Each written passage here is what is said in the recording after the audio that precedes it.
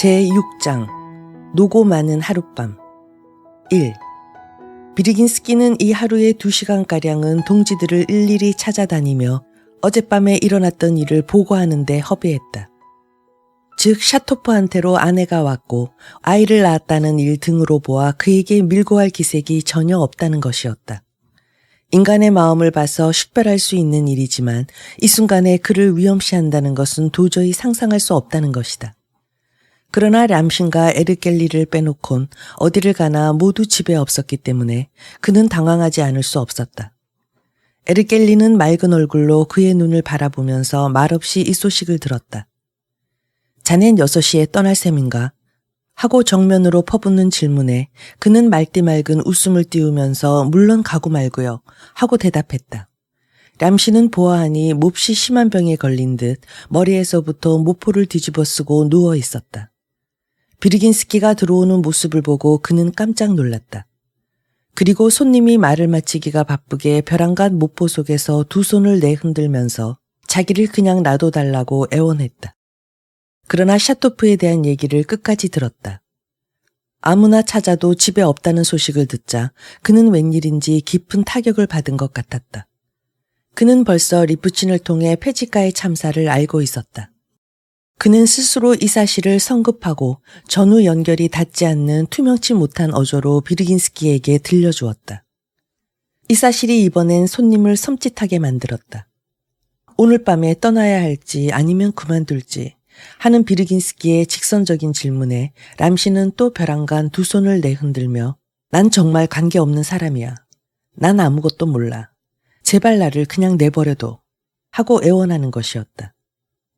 비르긴스키는 강렬한 불안을 느끼면서 지친 몸을 이끌고 집으로 돌아왔다. 가족한테 숨겨야 한다는 사실이 그로선 무엇보다 괴로운 일이었다. 아내한테 이것저것 가슴에 가득한 것을 죄다 밝혀야만 속이 풀리는 성미였다.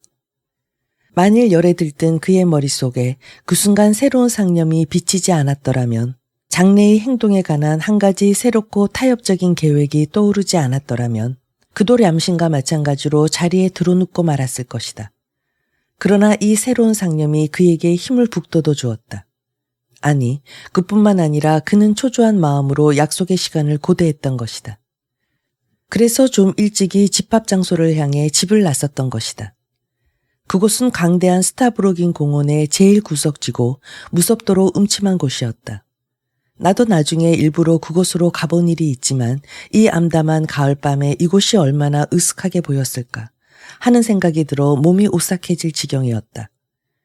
이곳은 벌채를 금하는 숲이어서 수백 년 동안 묵은 거대한 소나무들이 음침하고 분명치 않은 반점을 이루고 어둠 속에서 그 모습을 드러내놓고 있었다.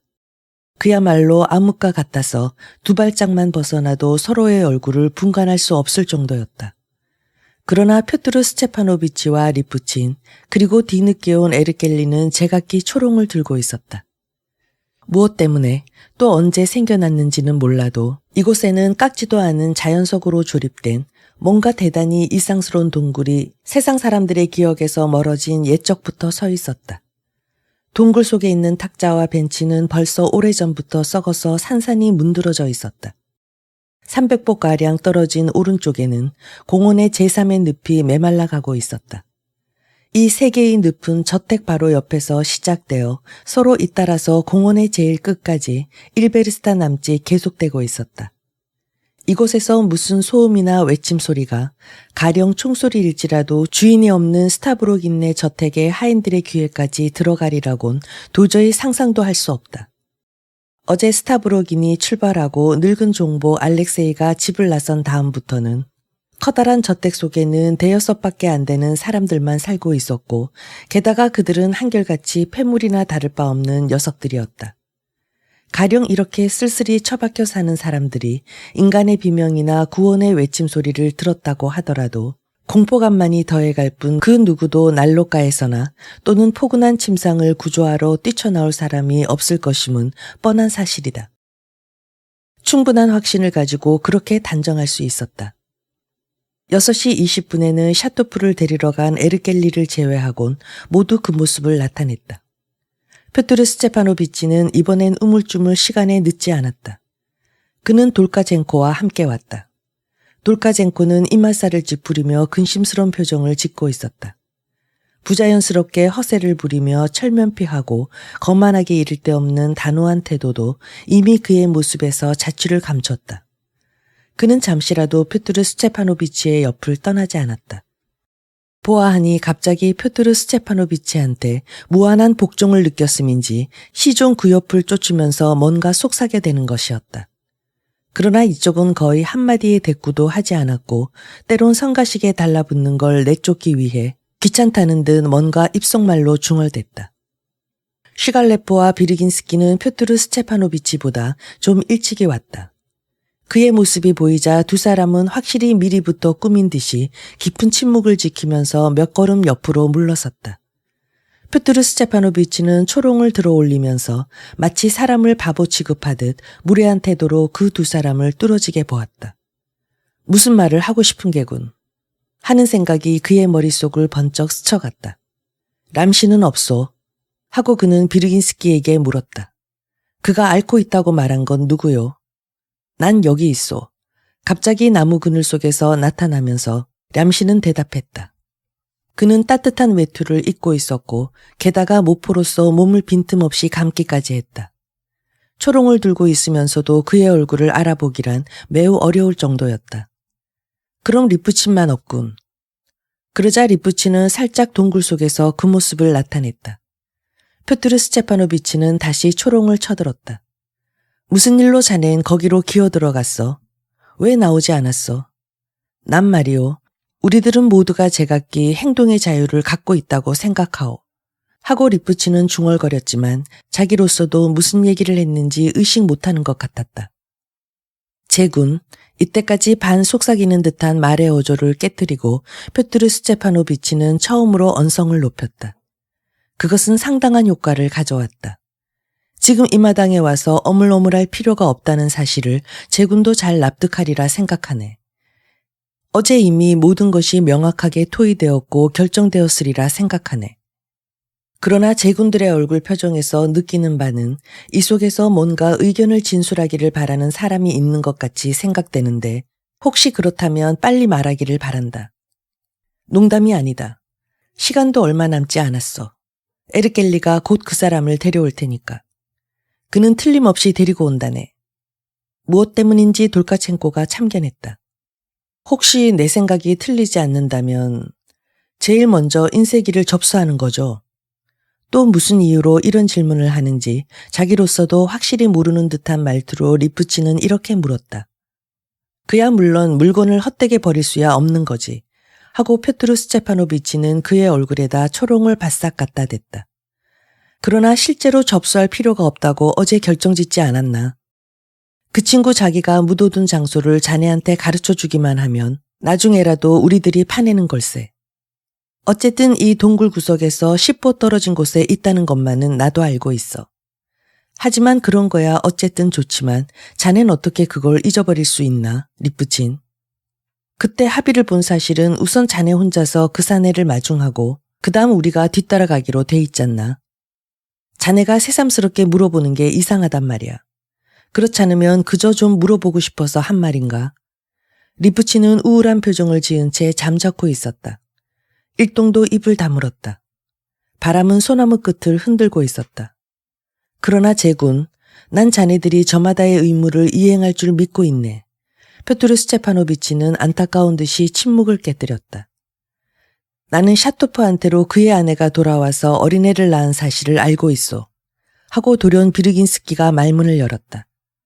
너무 흥분하고서 둘러댔기 때문에 말도 흐리멍덩하게 제대로 발음도 못하고 시종 몸짓 손짓을 했다.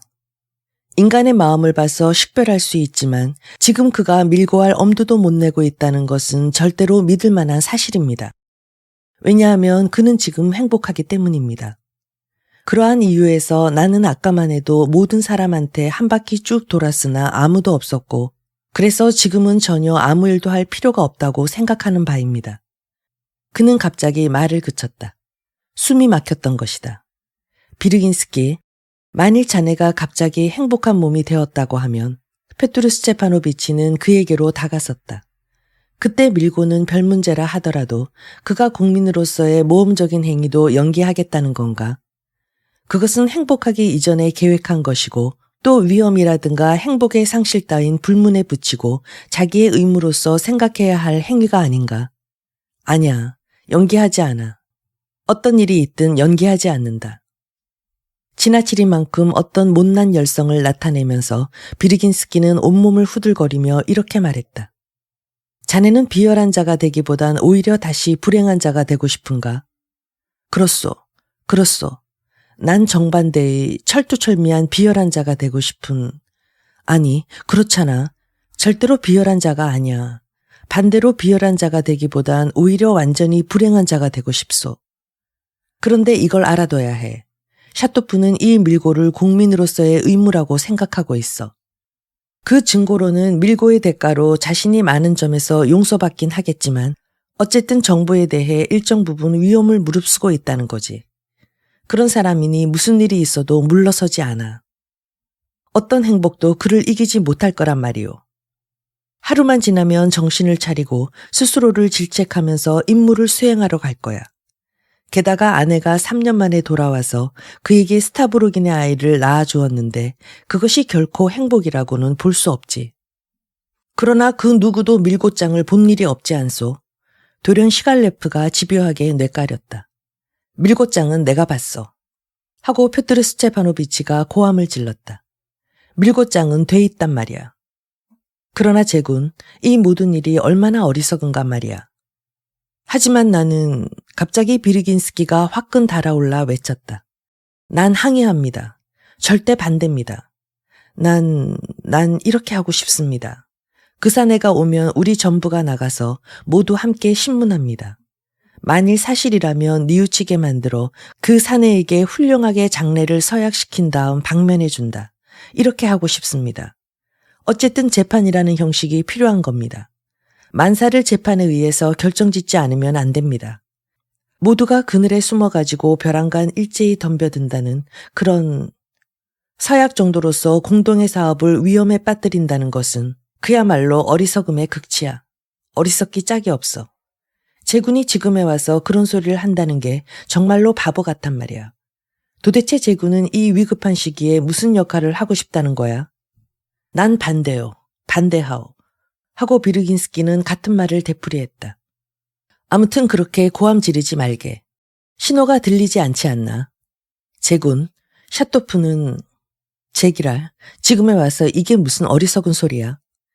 난 전에도 말했듯이 샤토프는 슬라브주의자요. 말하자면 이 세상에서 가장 우둔한 인간의 하나란 말이오. 아니, 그런 일은 어떻든 상관없어. 정말 자네들 덕분으로 나는 뭐가 뭔지 분간할 수 없게 됐어. 제군, 샤토프는 제 고집을 우겨대는 인간이야. 그러나 당사자가 원하고 있든 없든 역시 우리 모임에 속해 있었기 때문에 난 최후의 순간까지 공동의 사업을 위해서는 그를 고집쟁이로서 이용할 수 있다. 잘 써먹을 수 있다. 이렇게 생각했던 거야. 본부로부터 엄밀한 명령을 받았지만 그를 용서하고 지켜주었던 거야. 난 그가 지니고 있는 실제의 가치에 비하면 100배나 용서해준 셈이야. 그래도 그는 끝끝내 밀고를 시도했던 거란 말이야. 그러나 이 모두가 구질구질해. 멋대로 하게. 그런데 누구든 이곳에서 몸을 빼보게. 자네들 가운데 누구도 이 일을 포기할 권리를 갖고 있지는 못해. 원한다면 지금 그 녀석과 키스해도 무방하지만 공동의 사업을 한낱 서약에다가 맡겨버리다니. 그런 짓을 할 권리는 자네들에겐 없어. 그런 짓을 할 수 있는 것은 돼지뿐이다. 정부에 매수되고 덜 떨어진 녀석들 뿐이다. 여기 누가 정부에 매수됐단 말이오?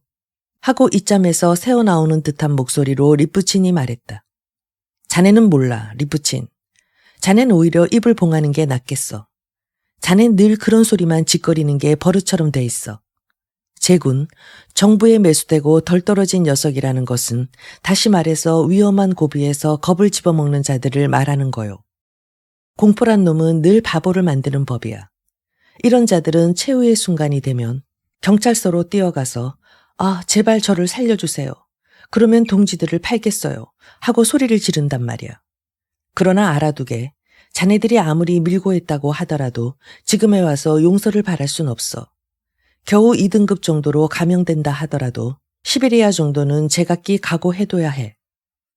게다가 제구는 또 하나의 다른 검을 피할 도리가 없어. 이 칼은 정부의 그것보다 좀 더 날카롭다네. 표트르 스테파노비치는 너무나 분격한 나머지 쓸데없는 소리까지 짓거렸다. 슈갈레프는 그의 앞으로 단호한 걸음으로 세 발짝 다가섰다. 어제 저녁부터 나는 사태를 곰곰이 생각했어요. 하고 그는 그 신념에 가득 차고 질서정연한 어조로서 입을 열었다. 보아하니 아무리 발밑의 대지가 무너지고 허물어진다 하더라도 그는 역시 언성을 낮추거나 질서정연한 서술적인 말투를 버리지는 못했을 것이다. 사태를 숙고한 결과 나는 이런 결론에 도달했습니다. 지금 우리가 기도하고 있는 살인은 단순히 귀중한 시간의 낭비일 뿐만 아니라 바른 길에서 벗어난 가공할 이탈행위입니다. 이것은 무엇보다도 사업을 해쳤으며 수십 년간 그의 성공을 지연시켰던 것입니다. 어쩌면 순수한 사회주의자가 아니며 정치적인 색채를 다분히 지닌 경솔한 사람들의 영향에 굴복하기 때문입니다. 내가 이곳에 나타난 것은 다만 지금 기도하고 있는 일에 반대 의견을 진술하고 일동을 각성시키기 위해서입니다. 그래서 무슨 영문인지 모르겠으나 당신의 위급한 순간이라고 부르는 이 순간에서 자신을 제외할 작정입니다. 내가 여기서 떠난다는 것은 이 위험이 두려워서도 아니며 더욱이 샤토프에 대한 감상에서도 아닙니다. 나는 그와 입맞춤 같은 걸 하고 싶지 않아요. 다만 이 일이 시종일관 나 자신의 프로그램에 모순되기 때문입니다. 그러나 밀고니 정부의 매순이 하는 점에 대해선 당신은 추호의 걱정도 할 필요가 없습니다. 밀고 같은 짓은 하지 않겠소. 그는 몸을 획 돌리고 힘차게 걸어갔다. 망할 것, 저놈은 도중에서 그 녀석하고 만나서 미리 기뜸해 줄 거다. 하고 표트르 스테파노비치는 외치고서 벼랑간 권총을 끄집어냈다. 찰카닥 방아쇠를 풀어놓는 소리가 들렸다. 안심해요. 괜찮아요. 슈갈레프는 다시 되돌아섰다. 난 도중에서 샤토프를 만나게 된다면 인사 정도야 할지 몰라도 미리 알려주는 일은 하지 않아요. 자네 알고 있겠지.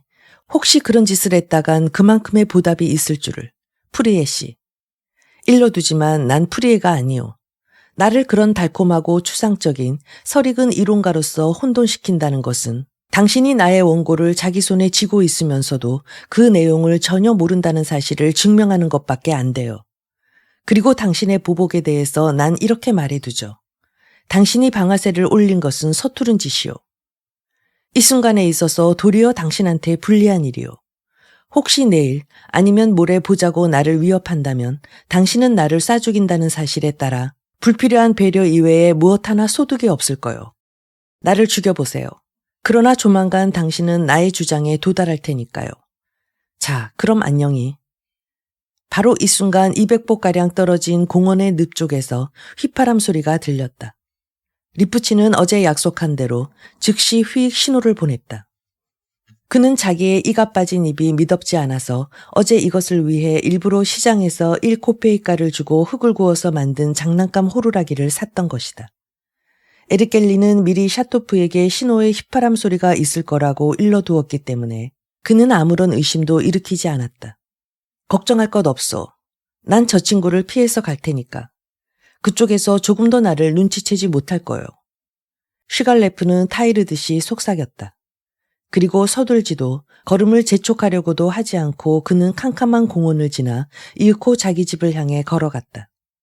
지금에 와서는 이 무서운 사건이 어떤 식으로 일어났는가 하는 일에 대해선 극히 상세한 점까지 일반 사람들에게 알려져 있다. 처음에 리프친이 동굴 바로 옆에서 에르켈리와 샤토프를 맞이했다. 샤토프는 그에게 인사도 손을 내밀어 보이지도 않고 성급하게 큰 소리로 외쳤다. 자, 삽은 어딨어? 그리고 초롱 하나 더 없나?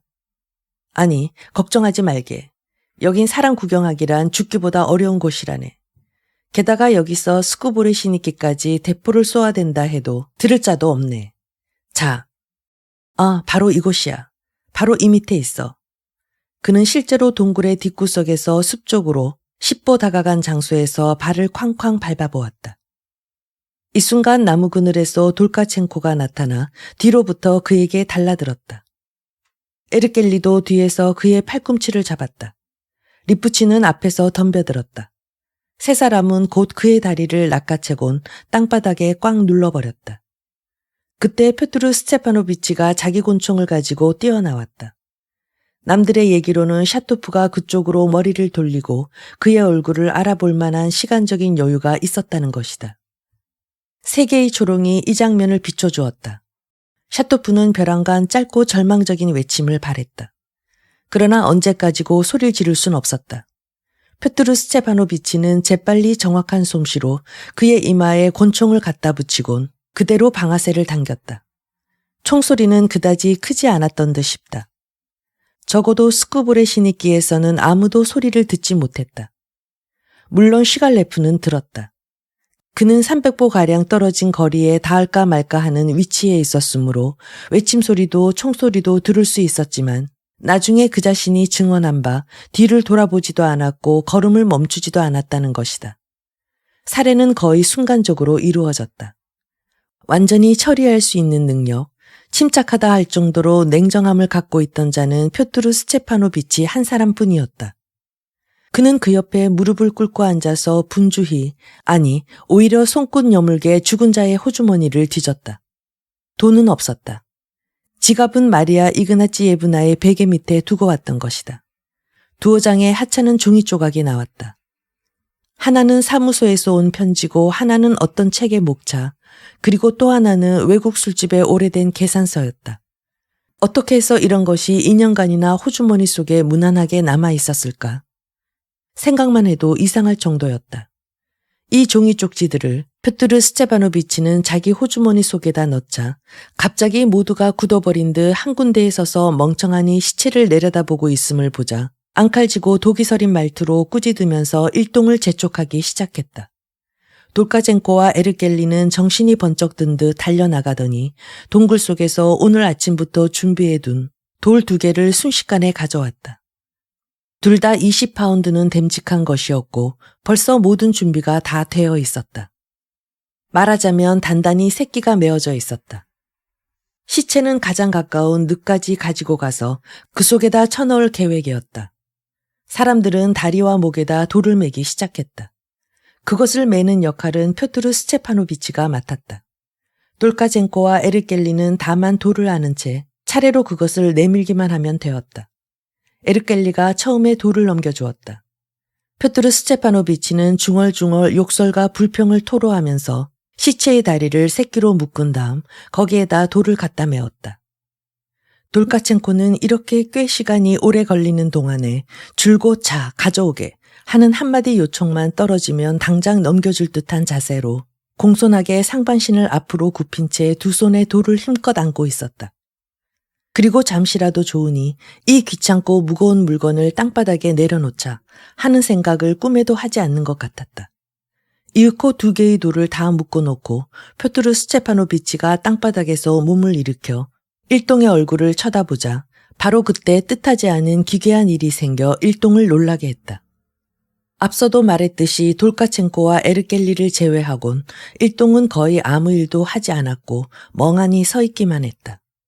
비르긴스키는 모두가 샤토프에게 달라들었을 때 비록 달리긴 했으나 샤토프에게 손을 대지도 않았고 또 그를 꼼짝 못하게 억제하는 일에도 거들지 않았다. 람씨는 곤총 소리가 나자 비로소 그 모습을 나타냈다. 10분가량 시체의 뒤처리를 하느라고 수선을 피우는 동안 흡사 자의식의 일부분이라도 빠져나간 것 같은 모습을 하고 있었다. 그들은 원을 그리면서 때를 지어 있었지만 불안이나 근심에 앞서서 다만 경악의 일념에 사로잡힌 것 같았다. 리프치는 누구보다도 앞으로 나가 시체 바로 옆에 서 있었다. 비르긴스키는 뭔가 일종의 특별한 마치 남의 일이나 대하는 듯한 호기심을 나타내면서 리프친의 어깨 너머로 심지어 발도둥까지 하면서 기웃거렸다. 람씨는 비르긴스키 뒤에 숨어서 가끔 조심스럽게 엿보았지만 곧 숨어버리곤 했다. 그런데 표트르 스테파노비치가 시체에다 돌을 달아놓고 몸을 일으켰을 때 비르긴스키는 벼랑간 파르르 몸을 떨면서 두 손을 찰싹 마주치곤 목청껏 이렇게 슬프게 외쳤다. 이건 틀렸어. 틀렸다고. 안 돼. 이건 완전히 틀렸어. 그는 이 뒤늦은 외침소리에 뭔가 또 몇 마디 보탰을는지 모른다. 그러나 램씨는 그가 말을 끝까지 하게 내버려 두지 않았다. 벼랑간 뒤에서 비르긴스키를 잡고 힘껏 누르더니 무엇인가 도저히 상상도 할 수 없이 날카로운 소리로 외치기 시작했다. 사람은 곧잘 어떤 일에 몹시 놀라면 갑자기 예전에 미처 예상도 못했던 전혀 자기 목소리를 담지 않은 소리로 외칠 때가 있는 법이다. 그리고 그것은 몸소리치도록 무섭게 여겨지는 것이다. 람씨는 전혀 인간의 소리라고는 할 수 없는 짐승과도 같은 소리로 외치기 시작했던 것이다. 발작에 가까운 경련을 일으켜 점점 강하게 뒤에서 비르긴스키를 두 손으로 꽉 잡으면서 눈알을 부릅뜨고 입을 커다랗게 벌린 채 쉴 새 없이 고함을 지르는 것이었다. 그리고 마치 북으로 가볍게 빠른 박자라도 치듯이 두 다리로서 가늘고 짧게 땅을 내리밟는 것이었다. 비르긴스키는 완전히 공포에 휩싸여 자기도 또한 미친 듯이 고함을 지르기 시작했다. 그리고 비르긴스키로서는 어울리지도 않는 극히 악의에 찬 광포한 몸짓으로 뒤로 손이 닿는 한 람신을 갈기고 핥히며 그의 손에서 벗어나려고 버둥댔다. 에르켈리도 옆에서 거들어주어 겨우 람신을 떼어놓았다. 그러나 비르긴스키가 넋이 빠진 것처럼 10보가량 옆으로 도망쳐 갔을 때 람신은 돌연 표트르 스테파노비치를 보곤 또다시 찢어지는 듯한 소리를 지르면서 이번엔 그를 향해 덤벼들었다. 시체의 바리채이자 그는 그대로 시체를 뛰어넘어 표트르 스테파노비치를 잡고 넘어졌다. 그리곤 상대방의 가슴팍에 머리를 박고 힘껏 두 손으로 그를 껴안았다. 표트르 스테파노비치도 돌카첸코도 에르켈리도 처음 얼마 동안은 어리둥절하여 어떻게 손을 쓸 수도 없었다. 이윽고 표트르 스테파노비치는 고함을 지르며 욕설을 퍼붓고 주먹으로 머리를 때리고 해서 겨우 그를 떼어놓았다. 그러자 곤총을 빼들고 여전히 고함을 지르고 있는 람신의 커다랗게 벌린 입을 향해 정면으로 들이댔다. 그땐 이미 돌카첸코와 에리켈리와 그리고 리프친이 람신의 두 팔을 힘껏 움켜쥐고 있었던 것이다. 그래도 람신은 계속 소리를 지르는 것이었다. 마침내 에르켈리가 자기의 손수건을 돌돌 말아서 교묘하게 그의 입에다 밀어넣었다. 이렇게 해서 겨우 외침 소리는 멎었다. 돌카첸코는 그새 남은 새끼를 주워 모아다가 그의 두 손을 묶어버렸다. 정말 이상하군. 불안한 경악을 금치 못하면서 표트르 스테파노비치는 이 미치광이를 바라보고 이렇게 내까렸다. 보아하니 그는 무척 혼쭐이 났던 모양이다. 난 이 녀석을 생판 다르게 생각하고 있었어. 그는 깊은 생각에 잠겨 이렇게 덧붙였다. 잠시 그의 옆에 에르켈리를 붙여두기로 했다. 무엇보다 시체의 처리를 서두르지 않으면 안 되었다. 꽤 큰 소리로 오랫동안 울부짖었기 때문에 어디서 들은 자가 있을지 모른다. 돌카첸코와 표트르 스테파노비치는 초롱을 집어들고 시체의 머리를 들었다. 리프친과 비르긴스키는 다리를 잡아 이윽고 일동은 걸어갔다. 두 개의 돌멩이를 얽어맨 이 시체는 무거웠다. 게다가 거리도 200보가량이나 되었다. 개 중에 제일 힘센 자는 돌카첸코였다. 그는 보조를 맞추자고 주의를 주었지만 그 누구도 그 말에 대답하는 자가 없었다. 그래서 그들은 멋대로 걸었다. 표트르 스테파노비치는 오른쪽에서 걸었다. 몸을 완전히 앞으로 굽히고 시체의 머리를 어깨에다 짊어지며 오른손으로 돌을 밑에서 받쳐들고 있었다. 돌카첸코는 길의 반쯤까지 오는 동안에 그 돌을 떠받드는 일을 거들어주려고 생각지도 않았던 듯 싶었다. 그래서 표트르 스테파노비치는 끝내 욕설을 퍼부으며 그에게 소리를 질렀다. 이 외침 소리는 너무나도 당돌했고 쓸쓸했다. 일동은 말없이 운반을 계속했다. 드디어 늪에까지 오자 비르긴스키는 짐의 무거움에 지친 듯 기묘하게 허리를 굽히면서 아까처럼 커다랗게 울먹이는 소리로 느닷없이 이렇게 외쳤다. 이건 틀렸어. 안 돼. 안 돼. 이건 완전히 틀렸어. 그들이 시체를 운반해온 제3회 꽤 넓은 스쿠보네 식기의 늪은 공원 가운데서도 가장 황막한 장소였다. 특히 지금과 같은 늦가을이 되면 찾아오는 사람이란 거의 없었다. 늪의 이쪽 기슭에는 풀이 무성하게 자라고 있었다. 그들은 초롱을 놓자 시체를 두어 번 흔들더니 늪 속으로 그만 내동댕이 쳐버렸다. 두나디둔한 소리가 길게 꼬리를 물고 여운을 남겼다. 표트르 스테파노비치는 초롱을 집어들었다. 이어 사람들의 모습도 뚜렷하게 보였다. 모두들 시체가 가라앉는 광경을 신기한 듯 바라보고 있었다. 그러나 이젠 아무것도 보이질 않았다. 두 개의 돌에 매달린 시체는 순식간에 가라앉고 말았던 것이다. 물의 표면에 일어난 커다란 파문은 금세 사라져버렸다. 만사는 끝난 것이다. 제군 하고 페트르 스테파노비치는 일동을 향해 말했다. 이것으로 우린 제각기 헤어집시다. 의심할 여지 없이 제군도 자유로운 의무를 수행하는 데 수반되는 홀가분한 자부심을 느꼈을 줄로 생각하오. 가령 유감스럽게도 이 시각에 그런 감각을 맛보기엔 너무 흥분돼 있다고 하면 아마 내일은 틀림없이 그걸 느끼게 될 겁니다. 내일도 그걸 깊이 느끼지 못한다면 그것은 수치입니다. 그런데 저 부끄럽기 한량없는 람신의 흥분에 대해선 나는 단순히 열에 들뜬 일종의 현상이라고 간주합니다. 더욱이 그 친구는 오늘 아침부터 몸이 불편했다는 얘기도 있으니까요. 그리고 비르긴스키 당신은 한순간이라도 자유로운 상태에서 숙고해보면 공동가업의 이익을 고려할 때 결코 맹세에 의존해서는 안 되며 바로 우리가 한 것과 같이 해야 한다는 것을 알게 될 걸세. 밀고가 있었다는 것은 이후 결과가 당신에게 보여줄 거야. 나는 자네가 외친 말을 잊어버리기로 하겠네. 위험은 있을 리가 만무하오.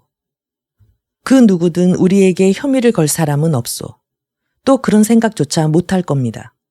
특히 제군들이 좀 더 훌륭히 움직인다면 그런 일은 꿈에도 생각할 수 없을 거요. 그래서 가장 중요한 점은 제군이나 제군들의 신념에 달린 거요. 제군들은 이 신념을 내일 조속히 얻기를 바라는 바요. 따라서 제군은 눈앞에 닥쳐올 공동의 사업을 위해 서로 정력을 나눠 필요에 따라선 서로 주의 감독해서 동지들의 자유결사인 독립기관에 결속되는 것이요. 그러므로 제군들은 하나하나 최고의 책임을 띠게 되는 거요.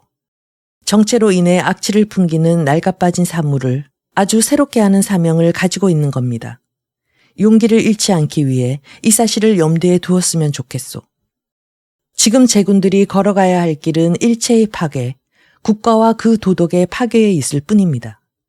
그 파괴 뒤엔 미리부터 권력의 계승을 꾀하고 있던 우리들만이 남을 뿐입니다.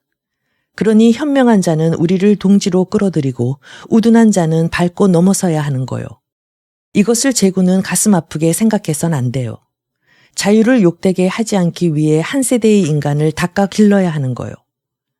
이 앞으로도 수천의 샤토프가 길을 가로막고 있을 거요. 우린 진로를 잡기 위해 단결한 것입니다. 그러므로 무익하게 누워서 멍청하게 입만 벌리고 우리들을 바라보는 녀석을 손으로 잡아 올리지 않고 그냥 내버려 둔다는 것은 오히려 수치스러운 일이요. 나는 지금부터 키릴로프한테로 가겠소. 그러니 내일 아침까진 바로 그 유서가 손에 들어올 겁니다. 이것은 그 사내가 자살하면서 정부에 대한 변명서라는 형식을 갖춰 일체를 자기가 떠맡겠다는 내용이요. 어쨌든 이보다 더 확실한 조합이 어디 있겠소. 첫째로 이 사내는 샤토프와 사이가 나빴어. 두 사람은 미국에서 오랫동안 함께 살았으니까 그새 싸움이라도 했을는지 모르오. 또 샤토프가 변절했다는 사실은 널리 알려져 있어. 그렇게 되면 주의상으로나 밀고의 두려움으로 인한 적대시라는 게 틀림없이 있다. 말하자면 도저히 타협할 길 없는 적이라는 거요. 이런 사실은 틀림없이 유서에 쓰여졌을 거요. 또 이 사내가 살고 있던 필리포프네 집에 패치카가 유숙했다는 사실도 쉬웁니다. 이렇게 되면 우리들에 대한 혐의는 완전히 배제되는 겁니다. 왜냐하면 이 세상의 멍청이 같은 대가리들은 오리무중 속에서 갈팡질팡함이 뻔한 이치니까요. 그런데 제군, 내일 우린 다시 만날 순 없을 것 같소. 난 잠시 동안 군 쪽으로 떠나지 않으면 안 되겠소. 내일 모레면 제군들은 새로운 보고를 받을 것입니다. 될 수 있는 대로 내일 하루만 제군은 집에 파묻혀 있는 게 좋을 겁니다. 여기저기서 우린 제각기 두 사람씩 짝을 지어 다른 길로 떠나지 않으면 안 되겠소. 돌카첸코, 자네한테 부탁하지만 람신의 뒷일을 잘 살펴서 집까지 데려다 주게나. 자네라면 이 친구에게 영향을 줄 수 있으니까. 그리고 중요한 건 이런 소심한 성격을 가지곤 무엇보다도 자신에게 이롭지 못한 일이 생길 거라고 잘 타일러 주게. 그리고 비르긴스키, 자네 친척인 슈갈레프에 대해선 나도 자네에 대해서나 마찬가지로 조금도 의심하고 싶지 않아. 그 사람은 밀고 같은 짓은 하지 않을 거요. 다만 그의 행위가 섭섭할 따름이요. 그러나 그는 아직 퇴회를 선언하지 않았으니까 그를 매장하는 것은 시기상조요. 그럼 제군은 조금이라도 빨리 아무리 멍청이 같은 녀석들이라 해도 역시 주의를 게을리하지 말고. 비르긴스키는 에르켈리와 함께 떠나기로 되었다. 에르켈리는 람신을 돌코첸코한테 인도하기에 앞서 표투르 스체파노비치에게로 데리고 왔다. 그리고 이 친구는 이제 제정신으로 돌아와 자기의 행위에 대해 후회하고 있다. 그때 어떻게 된 일인지 자기도 통 기억이 없는 것 같다고 고했다. 표투르 스체파노비치는 혼자서 공원의 외곽에 해당하는 건너쪽을 멀리 둘러서 걸어갔다. 이 길은 제일 멀리 돌아가는 길이었다. 길을 반쯤이나 지났을까 말까 했을 때 놀랍게도 리프친이 뒤에서 쫓아왔다. 표투르 스체파노비치, 람신이 틀림없이 밀고 할 겁니다. 그렇지 않아. 그 친구는 이제 제정신이 들어 만일 밀고 하면 자기가 제일 먼저 시베리아로 가게 될 거라는 것을 알게 될 걸세. 지금에 와서 아무도 밀고 할 사람이란 없어. 자네도 밀고 하지 않을 테지. 그럼 당신은 말할 필요도 없지. 만일 자네들의 머릿속에 배반할 생각이 조금이라도 여물어 간다면 난 즉시 자네들을 말끔히 처리해 버릴 테니까. 자네도 이것을 알고 있을 거야. 그러나 자넨 배반하지 않아. 대간절 자넨 그것 때문에 이 베르스타나 되는 거리를 그렇게 내 뒤를 쫓아 달려온 건가? 표투르 스체파노비치, 우린 아마 영원히 다시 만나지 못할 것 같아요. 무슨 일로 그런 소리를 하는 거요? 저 한 가지 물어볼 게 있어요. 도대체 뭔데? 난 자네가 썩 꺼져버렸으면 하는데. 단 한 가지입니다. 그러나 정확한 대답을 듣고 싶습니다. 우리 5인조가 이 세상에서 단 하나뿐입니까? 그렇지 않으면 이런 5인조가 수백이나 된다는 게 사실입니까? 난 높은 견지에서 물어보는 겁니다. 표투르 스체파노비치. 그건 몹시 흥분한 자네 모습에서 알고 있어. 자넨 람신보다 더욱 위험한 인간이란 사실을 자네도 알고 있나? 리프친. 알고 있어요. 그러나 당신의 대답은 자넨 정말 바보로군. 지금에 와서 5인조가 하나건 천이건 자네로선 마찬가지 일이라고 생각되는데. 그럼 하나뿐이란 말이군요. 나도 어쩐지 그렇게 생각했어요. 하고 리프치는 외쳤다. 난 줄곧 지금 이 시간까지 하나뿐이라고 생각했어. 이렇게 내뱉곤 그는 다음 대답을 기다리지 않고 그대로 몸을 획 돌려 어둠 속으로 사라져버렸다. 표투르 스체파노비치는 잠시 생각했다. 아니야, 아무도 밀고 하지 않을 거야. 하고 그는 결정적으로 말했다. 그러나 집단은 어디까지나 집단으로서 명령에 복종하지 않으면 안 된다. 그렇지 않으면 나는 놈들을, 아무런 쓸모도 없는 녀석들. 2. 그는 우선 집에 들러서 차분히 그리고 차곡차곡 가방을 채웠다. 아침 6시에 급행 열차가 출발하게 되어 있었다. 이 급행은 일주에 단 한 번밖에 없었다. 그것도 극히 최근에 당분간 시험적으로 운전하게 되었던 것이다. 표투르 스체파노비치는 동지들에게 잠시 군 쪽으로 떠난다고 예고했지만 나중에 판명된 바 그의 의도는 전혀 다른 데 있었다. 가방에다 짐을 다 꾸려놓자 출발한다고 미리 알려둔 여주인에게 계산을 마치고 정거장 근처에 살고 있는 에르켈리에게로 마차를 타고 떠났다. 그리고 밤 2시경 키릴로프한테로 갔다. 역시 폐지가가 숨어서 다니던 비밀 통로로 들어갔다. 표투르 스체파노비치는 무서운 기분에 사로잡혀 있었다. 그로선 대단히 중요한 두어 가지 불만을 제쳐놓고 그는 여태껏 스타브로긴에 대해서 아무런 정보도 찾을 수 없었다.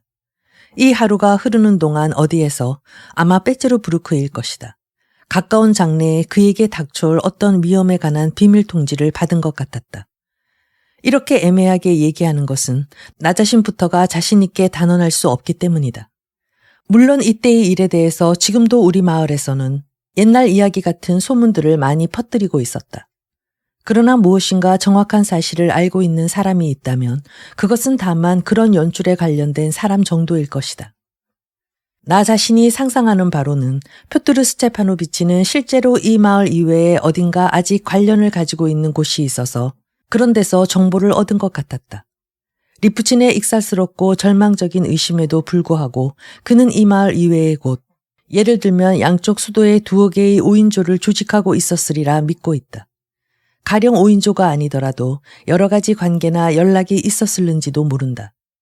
더욱이 무척 기묘한 것임에는 틀림없을 것 같다. 그가 출발하자 3일도 못 돼서 즉시 그를 체포하라는 명령이 수도에서 내려왔다.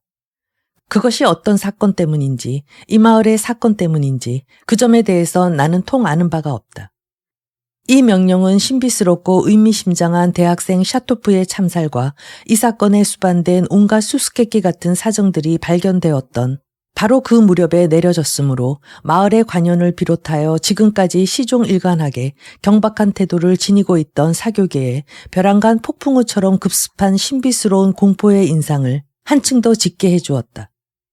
이 살인은 마을에서 잇따라 일어난 괴상한 사건 중에서 클라이막스를 이루는 것이었다. 그러나 명령은 한 발짝 늦었다. 표트르 스테파노비치는 그때 벌써 이름을 받고 페체르부르크에 잠복하고 있었던 것이다. 그러나 사태가 좀 수상하다는 기미를 채자 금세 외국으로 도망쳐 버렸던 것이다. 그런데 나는 너무 얘기를 앞지른 것 같아. 그는 아기에 찬 무척 조급한 표정을 지으면서 키릴로프의 방으로 들어섰다. 그는 마치 주된 용건 이외에도 개인적으로 키릴로프한테 울분이라도 터뜨려 화풀이라도 실컷 하고 싶은 그런 모습을 하고 있었다. 키릴로프는 그의 내방을 기뻐하는 것 같았다. 그는 지나치게 오랫동안 병적인 초조함을 가슴에 담은 채 그를 기다리고 있었던 것이다. 그의 얼굴은 그 어느 때보다 창백했고 거무스름한 눈초리는 무거웠고 움직이지 않았다. 난 혹시 오지 않는 게 아닐까 하고 생각했어. 하고 그는 괴로운 듯 이렇게 말했지만 긴 의자의 모퉁이에 앉은 채 마중하려고 몸도 꿈쩍하지 않았다. 표트르 스테파노비치는 그의 앞에 멈춰선 채 뭔가 입을 열기에 앞서 마냥 상대방의 얼굴을 뚫어지게 보고 있었다. 모든 것이 정상적이라는 말이니 우리 계획에서 물러서는 일은 없겠군. 아주 훌륭해. 그는 보호자라도 되는 양 무례한 미소를 지으며 말했다. 자, 그럼. 그는 기분 나쁜 농담투의 어조로 덧붙였다. 좀 늦었다고 자네가 불평할 건 없겠지. 3시간이나 선물로 주었으니 말일세. 나는 자네한테 시간을 선물로 받고 싶지 않네. 자네가 나한테 그런 걸 선물할 수도 없고 말이야. 이 멍청한 인간아. 뭐라고? 하고 표트르 스테파노비치는 부르르 몸을 떨었으나 금세 자신을 억눌렀다. 이런, 너무 감이 난 걸. 에이, 그래. 지금 화가 나 있는 거지. 그는 예의 그 모욕적이고 거만한 표정을 지으며 또박또박 말했다. 이런 때일수록 오히려 침착할 필요가 있네. 무엇보다 스스로를 콜럼버스라 생각하고 나를 쥐새끼 정도로 생각해서 내 말에 모욕을 느끼지 말게나. 내가 어제 이미 충고하지 않았는가? 자넬 쥐새끼라고 생각하고 싶지는 않아. 이건 또 뭔가? 칭찬인가? 하지만 차도 다 식어버렸군. 즉 모든 게 뒤죽박죽이란 말이지. 아니, 지금 여기서 뭔가 바람직하지 못한 일이 일어난 것 같단 말이야. 아니, 저기 창가 접시 위에 뭐가 보이는데? 그는 창가로 다가갔다. 오호, 쌀을 넣어 끓인 닭고기군. 그런데 어째서 아직 손도 안 댔나? 그러니까 우리는 지금 닭고기조차 먹지 못하는 그런 정신 상태에 있다는 말이지.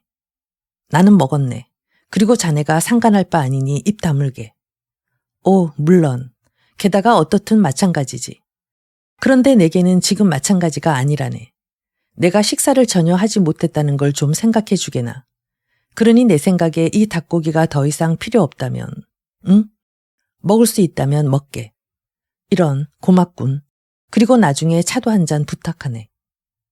그는 재빨리 긴 의자의 맞은편 쪽 모퉁이에 자리를 잡고 허기진 사람처럼 음식에 달라붙었다.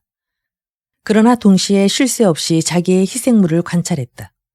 키릴로프는 독이 오른 혐오의 빛을 띄었으나 마치 그로부터 눈을 뗄 수 없는 듯이 뚫어지게 그를 바라보는 것이었다. 그런데 여전히 먹는 일을 멈추지 않고 표트르 스테파노비치는 돌연 고함을 질렀다. 그런데 그 일은 우린 절대로 결심을 바꿀 수 없어. 알겠나? 그리고 유서는 난 오늘 밤은 어떻게 되든 마찬가지라고 결정해버렸어. 쓰겠어. 경문에 대한 일이야. 그래, 경문에 대한 것도. 아무튼 내가 불러줄 테니까. 정말 자넨 이런 순간에까지도 유서의 내용이 걱정되는 건가? 그건 내가 알 일이 아니야. 물론 내가 알 일이 아니지. 그러나 도와주리면 좋게. 이를테면 자네가 샤토프와 함께 경문을 뿌린 일이라든가, 게다가 자네 집에 숨은 폐지가의 힘을 빈 일이라든가, 이 마지막 점이 중요한 거야. 즉 폐지가와 자네 집이 말일세. 가장 중요하다고 해도 과언이 아니야. 보게나 난 자네한테 완전히 까놓고 얘기하지 않나. 샤토프, 뭐 때문에 샤토프를? 절대로 샤토프를 쓸 순 없어. 대간절 자네한테 무슨 상관이 있는 일이라고. 이젠 그 친구한테 해를 끼치려고 해도 할 수 없게 됐어. 그 친구 앞으로 아내가 찾아온 거야. 아까도 잠이 깨자 사람을 시켜 나한테 보냈어. 그가 지금 어디 있느냐고 말이야. 그 여자가 자네한테로 그의 거처를 물으러 사람을 보냈다고. 그건 좋지 않군. 아마 또 사람을 보내겠지. 내가 여기에 있다는 걸 아무도 알아서는 안 되네. 표트르 스체바노비치는 마음이 놓이지 않기 시작했다. 모를 거야. 아직 자고 있으니까. 그 여자 앞으로 산파가 와 있어. 아리나 비르긴스카야가. 그렇군. 그러나 들리지 않을 테지. 그렇잖나.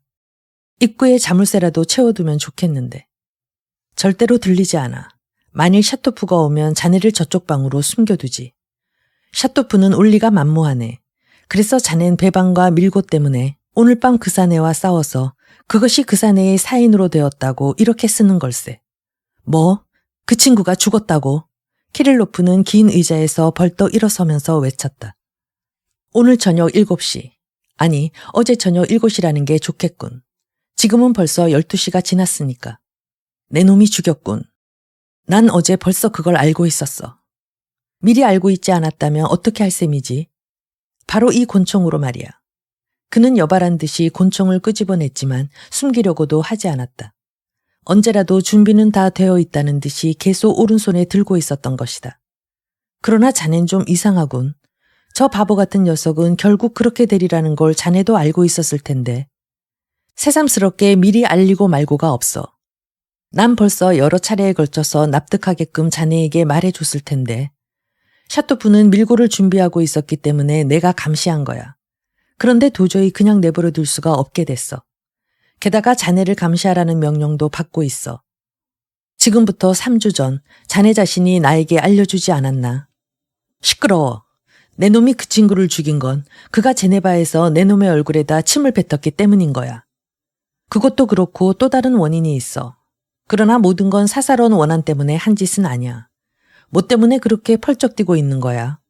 뭐 때문에 그런 험악한 얼굴을 하고 있는 거야. 우린 피차 이런 일에까지. 그는 뛰어 일어나선 곤충을 앞으로 내밀었다. 키릴로프가 벼랑간 오늘 아침부터 미리 탄화를 재워두었던 자기 곤충을 창문 위에서 집어들었기 때문이다. 표트르 스체파노비치는 자세를 갖추곤 자기의 무기를 키릴로프를 향해 내밀었다. 키릴로프는 살깃띤 웃음을 웃었다. 이 악당아, 고백해라. 내 놈이 곤충을 끄집어낸 이유는 혹시 내가 내 놈을 쏠까봐 그런 거지. 난 너 같은 놈을 쏘지는 않아. 비록. 이렇게 말하면서 그는 상대방을 쏘아 쓰러뜨리는 광경을 상상하고 그 쾌감을 지워버리지 못하는 듯이 겨냥을 하면서 또다시 표트르 스체파노비치를 향해 곤충을 들이댔다. 표트르 스체파노비치도 역시 자세를 갖추고 줄곧 기다리고 있었다. 자기가 먼저 이마에 탄화를 받을 위험을 느끼면서 최후의 순간까지 기다리고 있었다. 사실 그는 이런 미치광이니까 그런 일도 생길 법한 일이다. 그러나 미치광이는 마침내 손을 내렸다. 숨을 가쁘게 몰아쉬면서 그리곤 파르르 몸을 떨면서 이젠 말할 기력조차 없는 듯했다. 잠시 장난을 했을 뿐이야. 이젠 됐어. 하고 표트르 스체바노비치도 곤충을 내렸다. 자네가 장난한 것도 난 알 수 있어. 그러나 자넨 큰 모험을 했어. 난 방아쇠를 당길 수도 있었으니까. 그는 무척 태연하게 긴 의자에 앉았다. 그리고 손수컵에 차를 따랐다. 그러나 그 손은 얼만큼 떨고 있었다. 키릴로프는 곤충을 테이블 위에다 올려놓고 방안을 이리저리 거닐었다. 난 샤토프를 죽였다고는 쓸 수 없어. 그리고 이젠 아무것도 쓸 수 없어. 유서는 써두지 않겠어. 써두지 않겠다니. 써두지 않겠어. 얼마나 비겁하고 어리석은 짓이야. 표트르 스체파노비치는 분격한 나머지 새파랗게 질렸다. 그래, 난 미리 이렇게 될 줄 알았어. 벼랑간 나의 간담을 빼놓으려고 하면 못 써. 하지만 멋대로 하게. 가령 무리하게 자네를 강제할 수 있었다면 벌써 그렇게 했을 거야. 그러나 자넨 비겁해. 표트르 스테파노비치는 더욱더 참고 견딜 수 없었다. 자넨 그때 우리들로부터 돈을 요구하고 무턱대고 여러 가지 약속을 하지 않았는가. 어쨌든 난 뭔가 결과를 보지 않고선 떠나지 않겠어. 적어도 자네가 자네 손으로 자네 이마를 부숴버리는 걸 보지 않고 말이야. 자넨 지금 당장 나가주었으면 하네. 하고 키릴로프가 단호한 태도로 그의 정면에 멈춰섰다. 아니야, 그렇게는 도저히 할 수 없어. 하고 표트르 스테파노비치는 또다시 권총을 손에 쥐었다. 보아하니 자넨 지금 아기와 겁 때문에 모든 걸 연기하고 또 돈이라도 손에 넣을 속셈으로 밀고 하려는 게 아닌가. 아무튼 그런 짓을 하면 보답이 있는 법이야. 제기랄, 자네와 같은 인간에겐 무슨 일을 하든 상관없어. 그러나 걱정할 필요는 없어. 난 모든 경우를 다 예상하고 있었으니까. 만일 자네가 겁을 집어먹고 그 결심을 번복하는 그런 짓만 한다면 샤토프 녀석처럼 두개골을 부숴놓질 않고서는 돌아가지 않겠어. 악마한테 잡아먹힐 놈. 내 놈은 내 피마저 꼭 보고 싶은 건가? 난 어떤 양심에서 하는 일이 아니야. 생각해보게. 나로선 매 한 가지 일이니까. 난 다만 우리들의 사업에 안정을 가져오기 위해서 말하는 거야. 인간을 상대로 하는 게 아니야. 그건 자네도 잘 알고 있는 사실일 거야. 어떤 점에 자네 자살에 망상이 있는지 난 통 몰라. 그것도 내가 자네를 위해 고안한 일이 아니라 자네 자신이 나를 만나기 전부터 생각해낸 일이 아닌가. 더욱이 그걸 처음으로 귀에 담은 사람은 내가 아니라 외국에 있는 회원들이 아닌가. 그리고 꼭 알아둬야 할 일은 그 누구도 강제적으로 자네로 하여금 고백시킨 일이 없다는 사실이야. 그 아무도 자네란 인간을 알 리가 없었는데 자네 자신의 감상벽 때문에 밟힌 일이란 말이야. 알겠나? 그때 자네 자신의 제의에 따라 자네 승낙을 받고 이 마을의 우리 운동 계획은 자네의 이 결심을 바탕으로 세워졌단 말이야. 지금에 와서 그걸 변경할 순 없어. 자넨 지금 그런 위치에 놓여 있으면서 너무나도 여분의 사실을 많이 알고 있어. 자네가 바보 같은 생각을 일으켜 내일이라도 당장 밀고 하려 한다면 그건 우리로서는 아주 불리한 일이 되는 거야. 이 점을 어떻게 생각하는 건가? 절대로 안 돼. 자넨 의무에 얽매여 있는 몸이야. 그리고 서약도 하고 돈도 받았던 거야. 이것을 자넨 절대로 부정할 수 없어. 표트르 스테파노비치는 무섭도록 열이 올랐다. 그러나 키릴로프는 벌써부터 그의 말에 귀를 기울이지 않았다. 그는 다시 깊은 생각에 잠겨 방안을 거닐었다. 샤토프가 불쌍하군. 또다시 표트르 스테파노비치 앞에 멈춰서면서 이렇게 내까렸다. 그래, 나도 유감인 것 같긴 한데 하지만 정말로 닥쳐, 비열한 자식. 키릴로프는 무시무시하고 분명한 의도를 가진 움직임을 보이며 울부짖기 시작했다. 죽여버리겠어. 그래, 거짓말했네. 동의하지. 전혀 유감스럽지 않네. 자, 이제 그만하지. 그만해. 표트르 스테파노비치는 손을 앞으로 내밀며 조심스럽게 일어났다. 키릴로프는 갑자기 조용해지며 다시 걸어다니기 시작했다. 나는 미루지 않을 거야. 지금 당장 자살하고 싶어. 하나같이 비열한 놈들 뿐이니. 그거 괜찮은 생각이군. 물론 죄다 비열한 놈들 뿐이지. 그러니 제대로 된 사람이 이 세상에서 사는 것은 혐오스러울 수밖에. 멍청한 자식. 나나 너나 다른 인간들과 마찬가지로 비열한 놈이야. 제대로 된 사람이 아니라. 마침내 알아차렸군, 키릴로프. 정말 그런 똑똑한 머리를 가지고 아직도 깨닫지 못하고 있었단 말인가. 모든 사람은 다 거기서 거기라서 더 좋은 사람도 없고 더 나쁜 사람도 없으며 단지 더 영리하거나 더 어리석을 뿐이고 만약 모두가 비열한 인간이라면 결국 비열하지 않은 인간이 되어서는 안 된다는 말일세. 아, 설마 농담으로 하는 소리는 아니겠지. 키릴로프는 약간 놀라며 쳐다보았다. 내가 열의를 가지고 단순하게 말하다니 너 같은 인간에게도 정말 신념이 있나? 키릴로프, 나는 자네가 왜 자살하고 싶어 하는지 결코 이해할 수 없었네. 그냥 신념, 확고한 신념 때문이라고만 알고 있었지. 그러나 만약 자네가 그러니까 털어놓고 싶은 욕구를 느낀다면 기꺼이 들어주겠네. 다만 시간은 좀 염두에 두어야 하네. 지금 몇 시지? 정각 2시네. 표트르 스테파노비치는 시계를 들여다보면서 담배를 피우기 시작했다. 아직 타협을 해볼 수는 있겠군.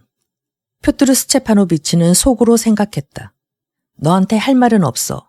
키릴로프가 중얼거렸다. 여기에 신에 대한 뭔가가 있었던 것으로 기억하는데 자네가 나한테 한 번 설명해 주지 않았나? 아니, 2번이었지. 곤충으로 자살하면 나는 신이 될 것이다.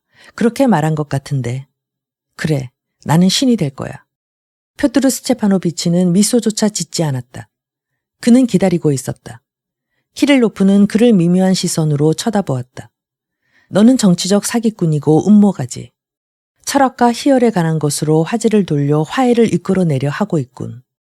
분노를 가라앉히고 내가 화해를 받아들이면 샤토프를 죽인 사람이 나라는 유서를 쓰게 하려고 말이야. 표트르 스테파노비치는 잠옷 자연스럽고 순진한 태도로 대답했다. 뭐 내가 그런 비열한 놈이라 해도 마지막 순간에 자네한테는 전혀 상관없는 일 아닌가, 키릴로프. 우리가 무슨 일로 다투는지 제발 이야기 좀 해주게. 자네는 그런 인간이고 나는 이런 인간인데 그래서 뭐 어떻단 말인가. 게다가 우리는 둘 다 비열한 놈이지. 그래, 비열한 놈일는지 몰라. 하지만 자네도 알다시피 그건 그냥 말에 지나지 않는 거지. 나는 평생 동안 이것이 말로만 그치는 것이 아니기를 원했네. 그렇기 때문에 계속 살아온 거야. 지금도 매일같이 그냥 말로만 그치는 것이 아니기를 바라고 있어. 뭐 좋아. 누구든지 더 좋은 것을 찾는 법이니까. 물고기는, 즉 사람들은 각자 자기 나름의 안락함을 찾는 거지. 그게 전부야. 굉장히 오래전부터 잘 알려진 내용이라고. 이봐, 안락함이라고 말했나? 이런 말 때문에 싸워야 하다니. 아니야, 말 잘했어. 안락함이라고 해두지. 신은 필요해. 그러니 존재해야만 해. 그래, 아주 훌륭하군. 그러나 나는 신은 존재하지 않으며 존재할 수 없다는 것도 알고 있어. 그게 더 그럴듯하군. 너는 정말 인간은 그런 2가지 생각을 가지고는 도저히 살아있을 수 없다는 걸 이해하지 못하겠나? 그러니 자살해야 된다, 그런 건가? 너는 정말 그 이유만으로도 자살할 수 있다는 걸 이해하지 못하겠어. 너와 같은 수억 명의 인간 중 단 한 사람, 그런 것을 원하지도 않고 견디지도 못하는 단 한 사람이 있을 수 있다는 걸 이해하지 못하는군. 자네가 동요하는 것 같다는 건 알겠네. 이건 아주 나쁜 일이야. 스타브로긴 역시 관념에 막혀버렸어. 키릴로프는 상대의 언급에 주의를 기울이지 않고 우물한 표정으로 방 안을 돌아다녔다. 뭐라고? 표트르 스테파노비치는 귀를 기울였다. 무슨 관념? 그가 자네한테 무슨 말이라도 했나? 아니, 그냥 추측한 거야. 스타브로기는 신을 믿는다 해도 자기가 믿는다는 것을 믿지 못할 거야. 만약 신을 믿지 않는다 해도 역시 자기가 믿지 않는다는 것을 믿지 못할 테고. 글쎄, 스타브로긴에겐 다른 점이 있네. 그것보다는 좀 영리한 면이. 표트르 스테파노비치는 대화의 전환과 창백해진 키릴로프를 걱정스럽게 주시하며 언짢은 듯이 중얼거렸다. 젠장, 자살하지 않겠는걸 하고 그는 생각했다. 항상 예감은 하고 있었어. 머리만 빙빙 돌릴 뿐이고 그 이상은 아무것도 아니었군.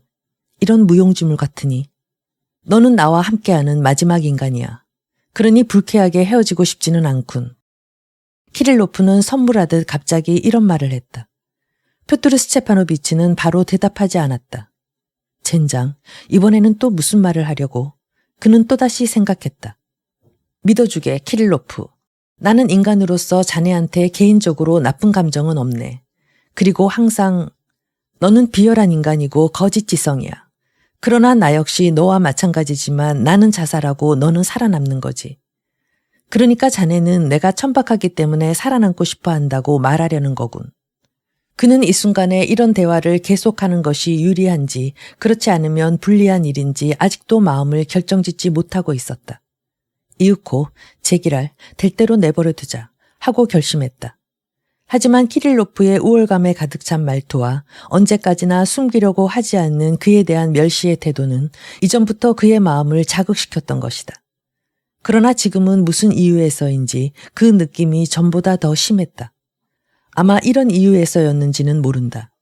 1시간 후면 어차피 죽어야 할 키릴로프가 그의 눈으로 보면 반편이나 다름없는 인간이 도저히 용서할 수 없는 오만한 태도를 취하고 있다고 여겼기 때문이다.